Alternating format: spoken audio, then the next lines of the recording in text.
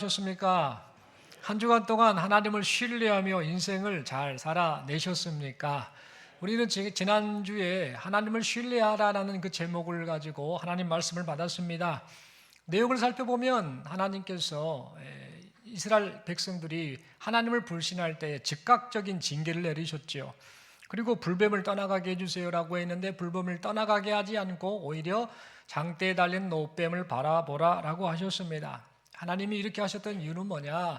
먼저 즉각적인 징계를 하셨던 것은 신뢰를 빨리 회복해라. 그만 불신하는 그 마음을 돌이키고 어서 신뢰를 회복하라라는 그런 의미의 말씀이었고, 불뱀을 떠나가게 해달라는 그 백성들의 요구 앞에 하나님께서 불뱀을 떠나가게 하지 않고 다른 방법, 즉 장대에 노뱀을 달아 놓으라라고 말씀하셨던 것은 인생을 살면서 이런저런 환경이 있는데 그 환경, 원치 않은 환경이 있다 할지라도 문제 해결에만 급급할 것이 아니라 하나님을 신뢰하는 것, 즉 불신앙에서 신앙으로 회복되는 것, 그것이 우선이고 그것이 중요하다라는 사실을 말씀해 주시는 것이고, 장대에 달린 노뱀을 바라보라라고 하신 것은 뭡니까? 결국에는 하나님을 신뢰하고 하나님의 약속을 믿고 나아가면 그 사람에게 생명, 영생이 있을 것이다라는 사실을 우리에게 분명하게 말씀해 주시는 그런 내용입니다.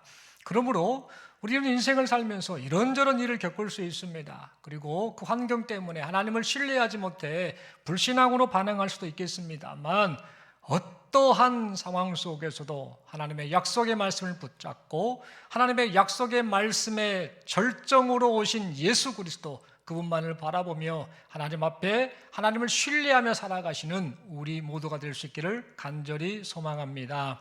서로에게 축복하며 인사하겠습니다. 하나님을 신뢰하며 삽시다.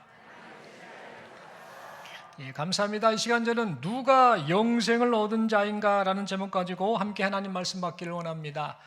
여러분, 우리 예수님께서는 우리를 죄와 사망으로부터 벗어나서 이제 영원한 생명, 영원한 행복을 누리는 그 하나님의 나라, 그 하나님의 나라에서 우리를 영원토록 살게 해 주시기 위해서 이 세상에 오셨습니다.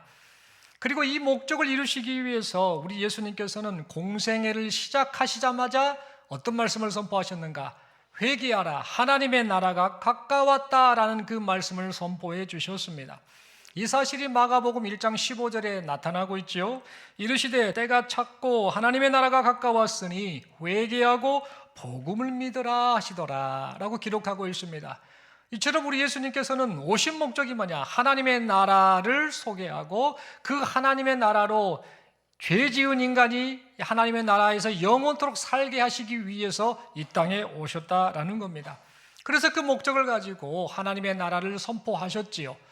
그리고 나서 우리 예수님께서는 마태복음 13장의 말씀을 보니까 가라지 비유, 겨자씨 비유, 누룩 비유, 감추임, 보화 비유, 값진 진주 비유와 같은 이 비유들에 관해서 말씀을 하시면서 이 비유를 통해서 하나님의 나라가 어떤 곳인지를 분명하게 가르쳐 주셨습니다.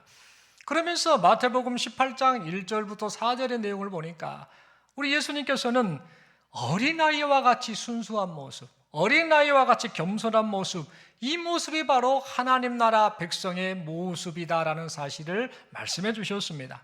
뿐만 아니라 오늘 본문입니다. 오늘 본문의 앞부분 마태복음 25장을 통해서 이 열처녀 비유, 달란트 비유, 이 두 비유를 말씀하시면서 결론적으로 무슨 말씀을 하시는가? 하나님의 나라가 가까웠다. 주님의 재림을 기다려라. 늘 깨어 있어라. 주님이 맡기신 삶을 충성스럽게 살아라 라는 그런 말씀을 해주셨습니다. 그러면서 오늘 본문에 보니까 오늘 이 본문의 말씀을 통해서는 누가 영생을 얻을 자인가, 그리고 누가 영원한 형벌, 영벌에 놓이게 될 자인가라는 사실을 지금 분명하게 말씀해 주시고 있습니다. 오늘 본문의 말씀을 살펴보면 예수님께서 마지막 날에 영광의 보좌에 앉아서 모든 민족을 불러 모으신다라고 말씀하셨습니다.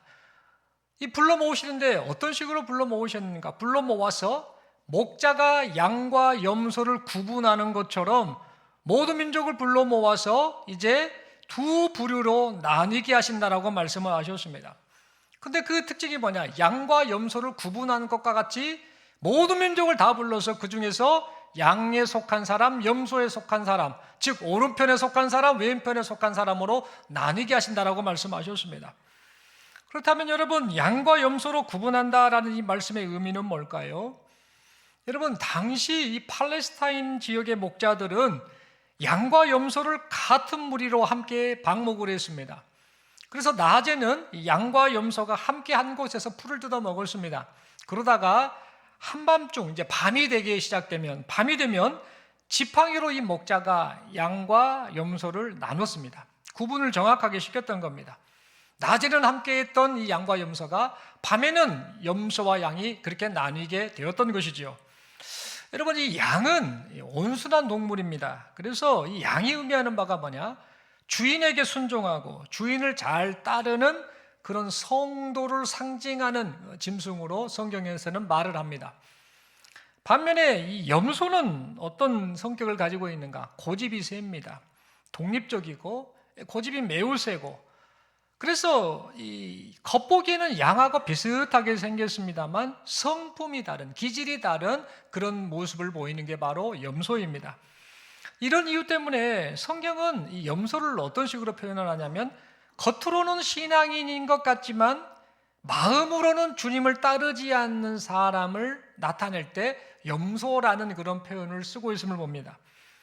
그래서 주님께서는 이 양과 염소를 구분하는 것처럼 모든 민족을 구분한다라는 이 말씀을 통해서 하고 싶은 말씀이 뭐냐? 주님을 진짜 사랑하고 주님을 진짜 순종하는 사람, 즉 양과 같은 사람, 양무리에 속한 사람과 겉모습만 믿는 척하면서 주님을 사랑하지 않는 사람, 즉 염소와 같은 사람을 분명하게 구분하시겠다라는 그 뜻으로 양과 염소를 구분하는 그 이야기를 하셨던 겁니다. 그리고 이 양과 염소를 두 부류로 구분하되, 오른편에 있는 양무리에 속한 자에게는 하나님의 나라에서 영생을 누리게 될 것이고, 왼편에 있는 염소 무리에 속한 자는 영원한 지옥불에서 영원한 형벌을 받게 될 것이다 라고 말씀하셨습니다. 그러면서 독특한 내용을 하나 말씀하시는데, 영벌과 영생으로 구분되는 기준이 뭐냐면 주님을 사랑으로 대했느냐, 그렇지 않았느냐로 이 모든 것이 구분되는 그런 일이 발생한다라고 말씀하셨습니다. 여러분, 오늘 본문 35절 36절의 말씀을 보면 우리 주님께서는 오른편에 있는 이 영생을 얻은 자들에게 말씀을 하십니다. 어떻게 말씀하시는가? 너희는 내가 줄일 때 먹을 것을 주고 목마를 때 마시게 하고 나그네 되었을 때 영접하고 헐벗었을 때 옷을 입혀주고 병들었을 때 돌봐주고 옥에 갇혔을 때 와서 위로해 주었다라고 말씀을 하셨습니다. 이 말을 요약하자면 무슨 말이냐면, 너희가 나를 사랑으로 대했다라는 그런 의미의 말씀이었지요. 그리고 우리 주님께서는 이제 반대편, 왼편에 있는 염소에 속한 자들, 즉 영벌을 받을 자들에게도 말씀을 하십니다. 너희는 내가 줄일 때 먹을 것을 주지 않았고, 목마를 때 마시게 하지 않았고, 나그네 되었을 때 영접하지 않았고, 헐벗었을 때 옷을 입혀주지 않았고, 병들었을 때 돌봐주지 않았고, 옥에 갇혔을 때 와서 위로해주지 않았다라고 말씀을 하셨습니다.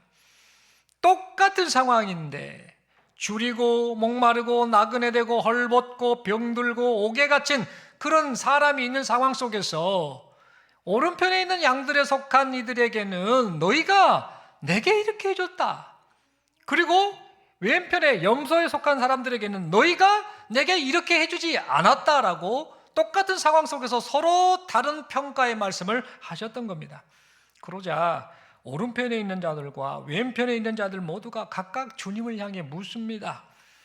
먼저 이 오른편에 있는 이 양무리에 속한 자들이 주님께 묻지요. 주님, 우리가 언제 주님을 사랑으로 대했습니까? 그런 적 없는 것 같은데요. 주님, 우리가 언제 주님을 사랑으로 대했는가요? 라고 묻습니다. 그러자 주님께서 오른편에 있는 이 영생을 얻은 자들에게 대답을 하시지요. 너희가 내 형제 중에 지극히 작은 자 하나를 사랑으로 대한 것, 그것이 곧 내게 한 것이니라 라고 그렇게 말씀을 하셨습니다. 여러분, 이 말씀은 오른편 약물에 속한 자들이 인생을 살아가면서 줄이거나 목마르거나 나그네 되거나 헐벗거나 병에 들었거나 감옥에 갇혀 있는 이 이웃을 사랑으로 대한 것, 그것이 바로 주님을 향한 사랑 표현으로 한 행동이다라는 그런 의미의 말씀이었습니다. 다시 말해, 이웃을 사랑하는 그 사랑이 나를 사랑하는 사랑인 것이야 라고 그렇게 말씀을 하셨던 것이죠. 그런데 여러분, 당시 이 예수님이 활동하던 당시에 그 시대 상황을 보면은요, 줄이거나 목마르거나 나그네 되거나 헐벗고 병들고 옥에 갇힌 이런 사람들을 돌본다라는 것은요, 생각처럼 쉬운 일이 아니었습니다. 예수님 당시의 유대 사회는 로마 제국의 식민지였습니다. 그래서 사람들은요, 이 로마 제국에 과중한 이 세금을 계속해서 내야 됐습니다. 세금에 시달려 살았습니다. 그렇지 않아도 여유가 없는데 계속해서 세금을 내기에 바빴습니다. 그리고 농민들은 땅을 잃어버려서 소작농이나 일용직 노동자로 전락하는 경우가 허다했습니다. 그러다 보니 대부분의 사람들이 어떻게 살았는가? 하루 벌어서 하루 먹는 그런 삶을 겨우 살았습니다. 그래서 이 줄이고 목마른 자들이 매우 많았지요. 그러므로 나 먹을 것도 없는 상황이지 않습니까?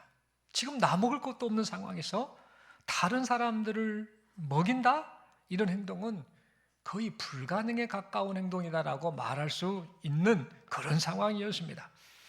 당시 유대 사회는요, 고향을 잃은 떠돌이 유대인들이 많았습니다. 일명 디아스포라라고 말하죠. 이 떠돌이 유대인들이 많았습니다. 신명기 말씀을 보면 율법에서는 나그네를 사랑하라, 나그네를 잘 대접하라라고 했습니다만, 자기 먹을 것도 없는 그런 상황에서 나그네를 환대한다라는 것은 참 쉽지 않은 그런 상황이었습니다. 또한 이 유대인들에게 있어서 이 옷이라는 것은요, 매우 귀중한 그런 물품입니다. 그런데 경제적인 여유가 없지 않습니까? 그런 상황 속에서 옷을 오래 입다 보면 옷이 낡아지겠지요. 그런 상황에서 새 옷을 살 수 있기가 쉽지 않지요. 그러다 보니까 헐벗은 자들이 점점 늘어나게 되십니다. 그래서 다른 사람에게 옷을 준다라는 것은요, 쉬운 일이 아닙니다. 내가 입을 옷도 없고 나도 돈도 없는데 왜 저 사람에게 옷을 줘야 되는가? 라는 그런 생각을 갖는 것이 당시 사람들의 상황이었습니다.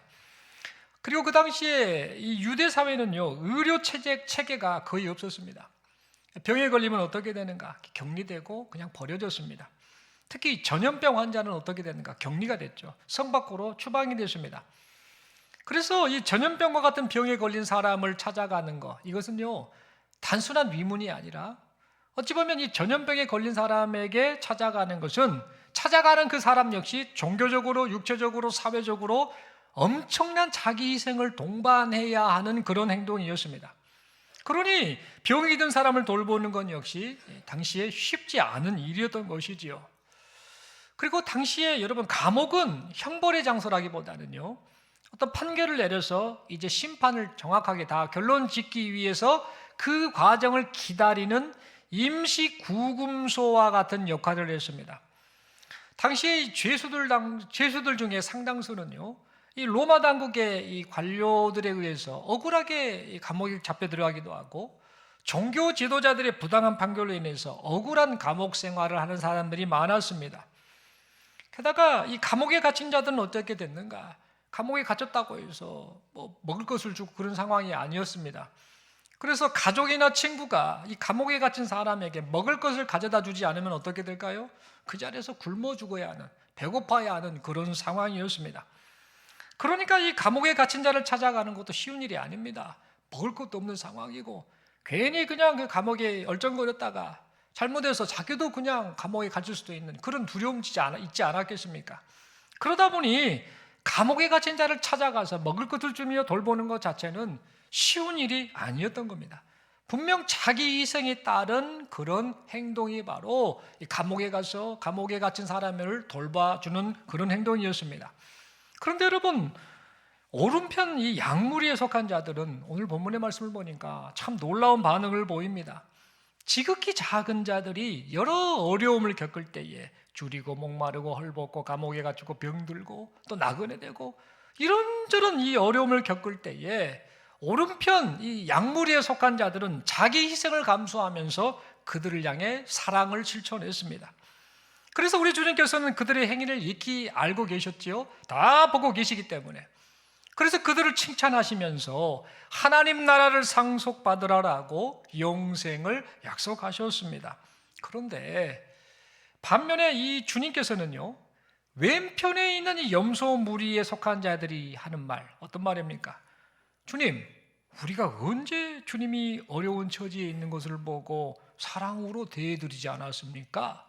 라고 이렇게 묻는 이 질문을 할 때에 우리 주님께서는 그들을 향해서 지극히 작은 자 하나에게 하지 아니한 것, 그것이 곧 내게 하지 아니한 것이니라고 말씀을 하셨습니다. 여러분, 우리 주님께서 이렇게 말씀하신 것은요, 똑같은 상황 속에서도 왼편의 이 염소 무리에 속한 자들은요, 오른편에 속한 이 양무리에 속한 자들과는 달리 이웃을 향한 사랑을 실천하지 않았기 때문입니다. 그래서 우리 예수님께서는 이 말씀을 하신 이후에 그들을 향해 뭐라고 말씀하셨는가? 영벌을 받으라라는 그런 엄청난 두려운 말씀을 하셨습니다. 여러분, 결국 이 양무리, 염소무리, 이들이 한쪽은 영생이냐 한쪽은 영벌이냐가 결정되는 그 중요한 원인은 뭐였는가? 가만 보니까 이웃을 사랑하는 그 사랑을 실천했느냐, 이웃을 사랑하는 실천을 하지 않았느냐로 말미암아 이것이 마치 결정된 것처럼 오늘 본문은 우리에게 말을 해주고 있습니다. 여러분, 그러면 우리는 한번 생각을 해야 됩니다. 사랑을 실천하지 않으면 지옥 가나? 사랑을 실천하면 우리가 천국을 가나?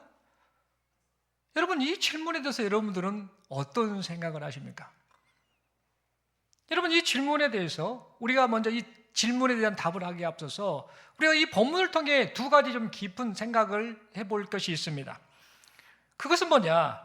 지극히 작은 자를 만나는 똑같은 상황 속에서 오른편 양무리에 속한 자들은 사랑 실천을 하고 왼편 염소무리에 속한 자들은 사랑 실천을 하지 않았는데 도대체 그 이유가 뭐냐 이겁니다. 오른편 양무리에 속한 사람들은 마음이 착했나 봐. 왼편 염소무리에 속한 사람들은 마음이 덜 착했나 봐. 아니면 마음이 못됐나 봐. 그래서 이 오른편 양무리에 속한 사람들은 사랑을 실천하고 왼편 염소무리에 속한 사람들은 사랑을 실천하지 않았나 봐 라는 우리가 생각을 할 수 있는데, 여러분, 도대체 왜 양무리에 속한 사람들은 사랑을 실천하고 염소무리에 속한 사람들은 사랑을 실천하지 않았던 것일까요? 그리고 주님은 왜 사랑을 실천한 오른편의 양무리에게는 영생을 얻게 하셨지만 사랑을 실천하지 않은 왼편의 염소무리에게는 영벌을 내리셨던 걸까요? 진짜 사랑 실천이 구원의 조건이란 말인가? 도대체 뭐지라는 그런 생각을 우리는 해보게 됩니다. 여러분, 주님께서는 사랑이라는 이 선한 행위를 통해 영생을 얻고 사랑이라는 선한 행위를 하지 않으면 지옥 간다라는 이 말씀을 하시기 위해서 지금 이 말씀을 하고 계시는 걸까요? 여러분, 요한복음 3장 16절 말씀 잘 아시지요? 우리 예수님께서 말씀하셨습니다. 하나님이 세상을 이처럼 사랑하사 독생자를 주셨으니 이는 그를 믿는 자마다 멸망하지 않고 영생을 얻게 하려 하심이라라고 말씀하셨습니다. 구원의 조건은 행위가 아니지 않습니까? 구원의 조건은 믿음이라고 분명히 우리 주님께서 직접 말씀하셨습니다. 그리고 요한복음 5장 24절의 말씀 보면 이렇게 말하지요. 내 말을 듣고 또 나 보내신 이를 믿는 자는 영생을 얻었고 심판에 이르지 아니하나니 사망에서 생명으로 옮겼느니라라고 말씀하셨습니다. 결국은 뭐냐? 영생은 사람의 행위가 아니라 오직 믿음으로 얻는 것이다라는 사실을 성경 이것저것을 통해서 우리 예수님께서는 분명히 말씀하셨습니다. 구원의 조건은 행위가 아니다. 구원의 조건은 믿음이다라는 사실을 분명하게 말씀하셨습니다. 그런데 여러분, 오늘 본문에서는 왜 우리 예수님께서는 이 사랑 실천에 의해서 누구는 영생이고 누구는 영벌인 것처럼 보이는 이런 말씀을 하셨던 것일까요? 여러분, 이 두 질문에 대한 답은요, 사실 똑같은 대답 하나로 모든 이 질문에 대한 답이 해결이 됩니다. 그 답은 뭐냐? 주님과의 관계가 이 두 질문에 대한 답이라는 사실입니다. 주님과의 관계가 있느냐 없느냐, 주님과의 그 관계를 생각하느냐 생각하지 않느냐, 이것이 지금 질문들이 두 가지 질문의 답이다라는 겁니다. 여러분, 오른편 양무리에 속한 자들이 지극히 작은 자들과 만나는 삶 속에서 자기 희생을 감수하는 사랑을 실천했던 이유는 뭐냐? 그들이 주님을 진심으로 믿었기 때문입니다. 그리고 그들이 주님을 진심으로 사랑했기 때문입니다. 다시 말해서 그들은 주님과 인격적인 관계가 맺어져 있었기 때문에 그들의 삶 속에서 주님을 사랑하는 심정으로 그렇게 이웃들을 향해, 지극히 작은 자를 향해 사랑 실천을 했던 겁니다. 그래서 그들은 주님의 가르침을 따라서 주님 닮은 사랑을 삶 속에서 실천하면서 자신들이 주님과 깊은 관계가 있는 사람임을 증거했습니다. 그래서 예수님께서는, 다 보신 예수님께서는 이렇게 말씀하시죠. 지극히 작은 자에게 한 것, 그것이 바로 나에게 한 것이야. 너와 나와 관계가 있는데 나를 생각하면서 너희가 사람들을 그렇게 사랑하고 섬겼는데 그것이 바로 내게 한 사랑 표현이야 라는 말로 그렇게 말씀을 하셨던 겁니다. 반면에 왼편 염소 무리에 속한 자들이 지극히 작은 자들과 만나는 그 삶 속에서 마땅히 주님 닮은 사랑을 실천해야 함에도 불구하고 사랑을 실천하지 않았던 이유는요, 그들이 진심으로 주님을 믿지 않았기 때문입니다. 그들이 진심으로 주님을 사랑하지 않았기 때문입니다. 다시 말해, 이 염소에 속한 자들은 주님과 관계가 없이 인생을 살았기 때문입니다. 그들은 겉보기에는 주님과 관계가 있는 척 보였습니다. 누가 봐도 관계가 있는 것처럼 보였습니다. 낮에 양과 염소가 함께 있는 것처럼, 한 무리 안에 있는 것처럼, 그래서 다 양처럼 보이는 그런 모습인 것과 마찬가지로 이 염소 무리에 속한 자들은 겉보기에는 주님과 관계가 있는 것처럼 보였습니다만 사실상 주님과 아무런 관계가 없었습니다. 그래서 그들은 결국 사랑을 실천하지 않지요. 사랑 실천을 외면하는 이 행동을 통해서 그들은 자신과 주님과의 관계가 전혀 없다라는 사실을 그렇게 드러내고 말았던 겁니다. 그래서 주님이 말씀하십니다. 지극히 작은 자에게 하지 아니한 것, 그것이 곧 내게 한 것이다. 그것을 통해서 너와 내가 관계가 없다라는 사실을 드러내고 말았구나라는 그런 의미로 그렇게 말씀하셨던 겁니다. 그래서 우리 주님께서는요, 주님과의 관계 속에서 사랑을 실천하며 살았던 오른편 양무리에게는 영생을 약속하셨지요. 주님과 관계에 있는 그들이 주님과의 관계 속에서 사랑을 실천하는 그 모습을 보면서 너희는 영생에 속한 자들이다라고 말씀을 하셨고, 겉보기에만 주님과 관계가 있을 뿐 실제로는 주님과 아무런 관계없이 살았던 왼편에 있는 염소 무리에게는 영벌을 내리셨던 것입니다. 여러분, 결국 주님께서는요, 이 오늘 본문의 말씀을 통해 우리에게 말씀하십니다. 그리고 묻고 계십니다. 우리에게 지금 어떤 것을 묻고 계시는가? 지금 우리가 주님과 인격적인 관계가 맺어진 진짜 성도인지를 지금 우리에게 묻고 계십니다. 다시 말해, 주님을 진실로 믿고 의지하냐? 주님을 진짜 사랑하냐? 이것을 우리에게 지금 묻고 계십니다. 주님을 진짜 믿고 주님을 진짜 사랑하는 것, 이것이 구원의 조건, 영생의 조건이다라고 오늘 이 본문의 말씀을 통해 우리에게 말씀해 주고 있습니다.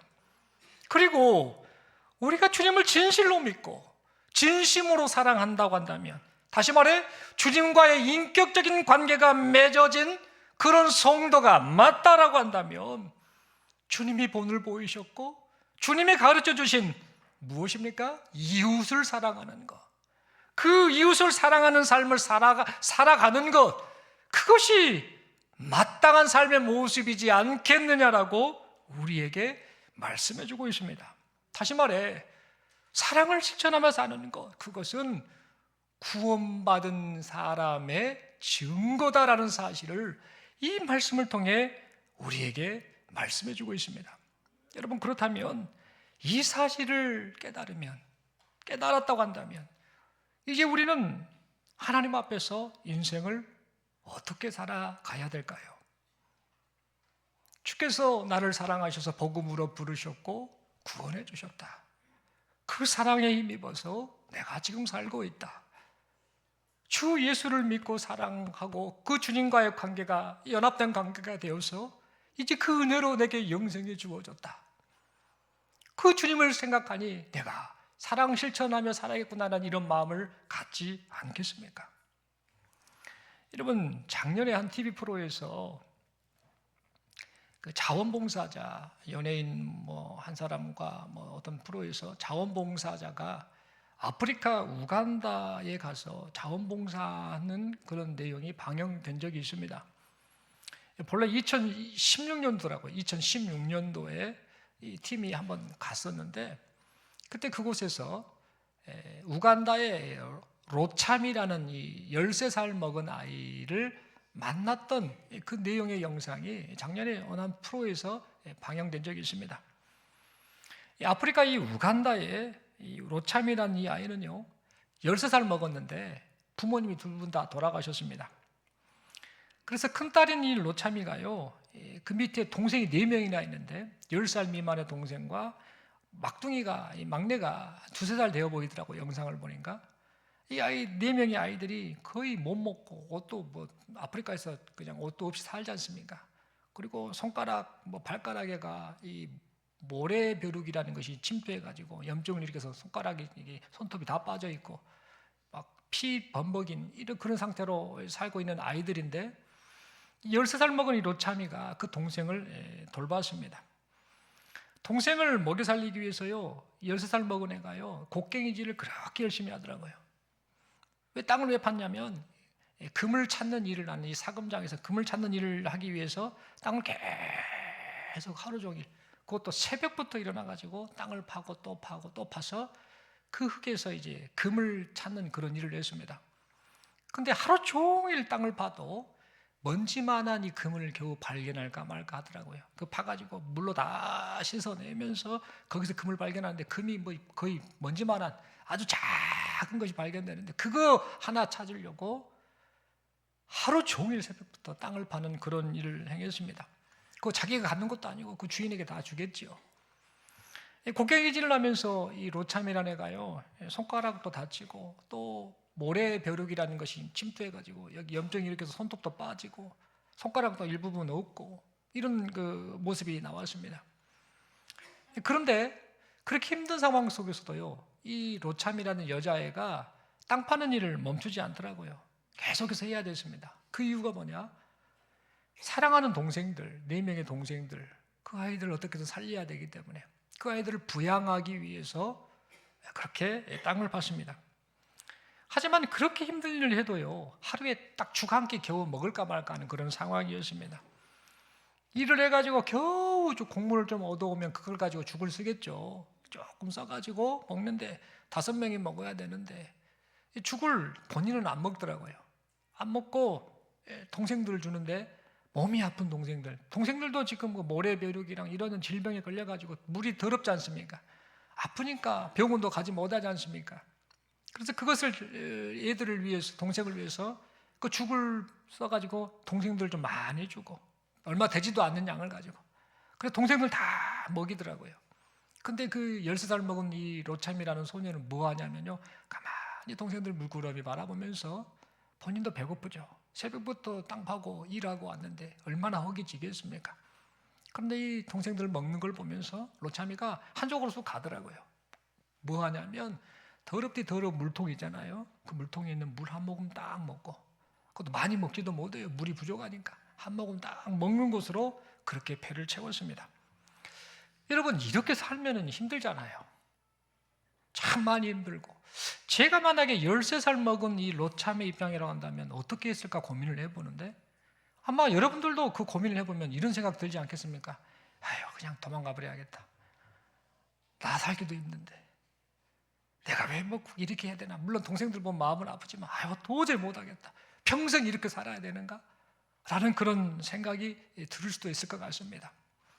그래서 이 로참이가 이 고통스러운 상황 속에서요, 그 영상에 보니까 이런 말을 하더라고요. 엄마가 살아계실 때보다 지금 엄마가 돌아가신 이후에 너무 힘들어요. 삶이 많이 힘들어졌어요. 이런 말을 하고, 그러면서 그 말에 이어서 다음 말을 합니다. 속 이야기를 하더라고요. 가끔 도망을 치고 싶을 때가 있어요. 이 상황이 너무 힘든 거예요. 자기 희생을 해도 끝이 없는 이 상황, 이게 너무 힘든 거예요. 그래서 가끔 도망을 치고 싶을 때가 있어요 라고 말을 했고, 그러면서 또 다른 말을 합니다. 어떤 말을 하는가? 그런데요, 돌아가신 엄마가 알면 속상해 할까봐, 돌아가신 엄마가 알면 속상해 할까봐 그럴 수 없어요 라는 그 말을 하고 있는 것을 들었습니다. 여러분, 이 소녀, 이 로참이라는 13살 먹은 애는요, 자신을 사랑하고 동생들을 사랑하는 그 엄마를 생각하면서 지금 너무 힘든 상황이잖아요. 그런 상황인데도 자기 희생을 감내하면서까지 끝까지 그렇게 동생들을 사랑했던 것입니다. 사랑하는 성도 여러분, 우리를 구원해 주시고 우리를 사랑해 주신 그 주님을 생각할 때에 우리도 이런 마음을 품어야 되지 않을까? 우리를 보고 계시는 주님, 다시 오실 주님, 모든 최종 심판을 하시고 칭찬해 주실 주님, 그 주님을 생각한다고 한다면 우리가 하나님이 허락하신 이 인생 시간 속에서 함께하는 이웃들, 그들을 사랑하며 사는 것이 마땅한 모습이지 않겠습니까?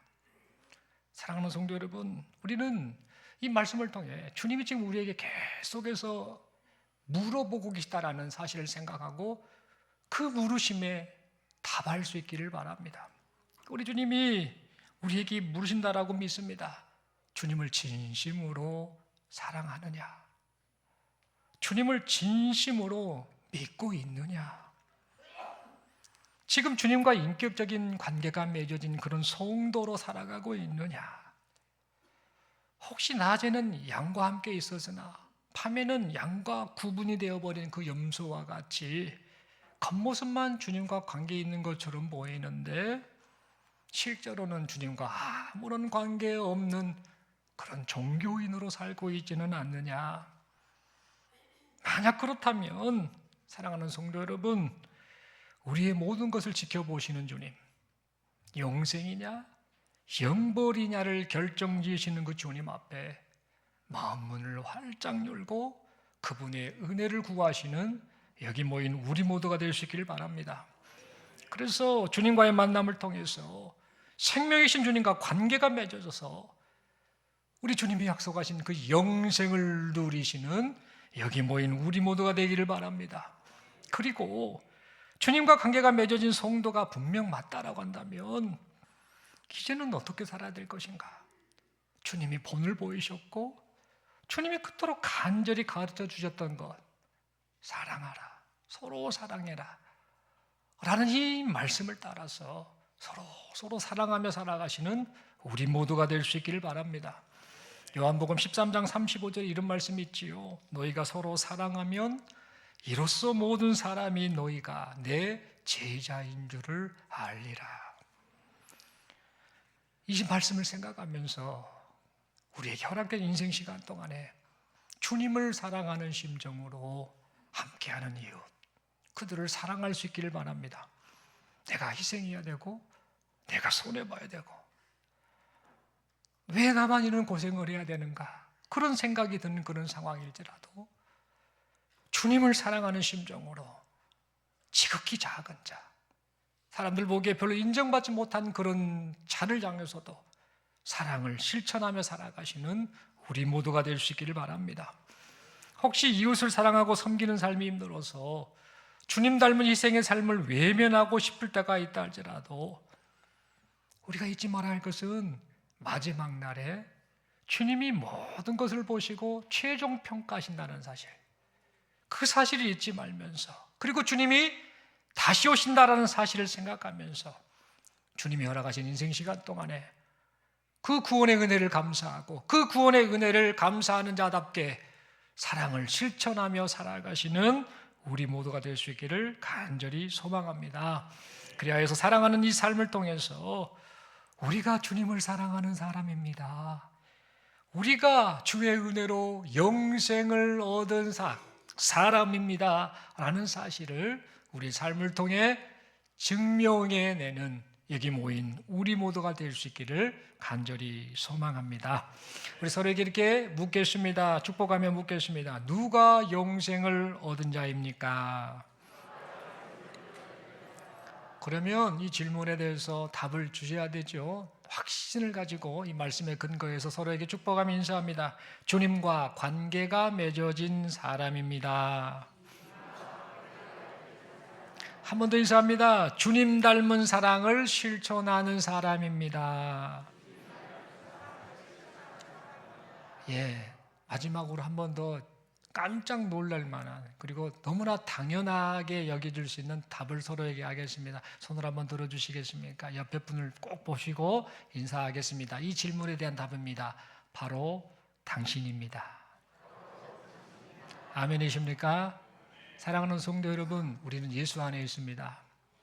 예수 안에 영원한 생명이 있고 그 은혜를 누린다는 사실을 잊지 말고 주님을 사랑하시길 바라고 주님을 진실로 믿고 의지하시길 바랍니다. 그리고 그 은혜를 생각하면서 주님이 우리에게 당부하신 말씀, 사랑해라, 네가 희생해라, 네가 양보해라, 네가 품어 안아라, 나를 사랑하는 것처럼 그들에게 사랑을 표현해라라고 말씀하고 계심을 생각하면서 허락하신 인생 시간 동안에 사랑하고 또 사랑하고 또 사랑하면서 그렇게 인생을 살다가 주님 앞에 나중에 섰을 때에 참 잘했다, 참 귀한 인생 살았다라고 그렇게 칭찬받으시는 여기 모인 우리 모두가 될 수 있기를 간절히 소망합니다.